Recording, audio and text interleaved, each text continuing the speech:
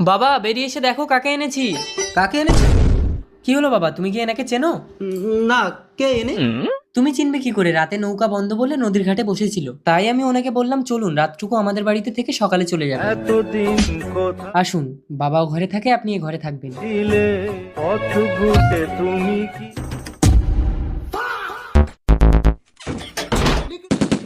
কোন লজ্জায় তুমি আবার এ বাড়িতে এসছো?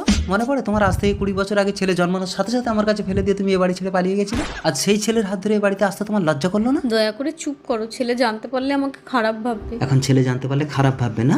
চুপচাপ রাতটুকু কাটিয়ে সকাল হলে চলে যাবে। আমি এত রাতে তোমার ঘরে ঢুকেছি, ছেলে জানতে পারলে আমাকে খারাপ ভাববে। কি হলো, খুলছে না কেন? কি ব্যাপার, দরজা খুলছে না কেন? দরজা থেকে বাইরে থেকে বন্ধ করে দিয়েছে। দরজা যখন খুলছে না, আমি তো তোমার বউ, এক ঘরেই শুয়ে পড়ো। বউ, এই কথাটা তুমি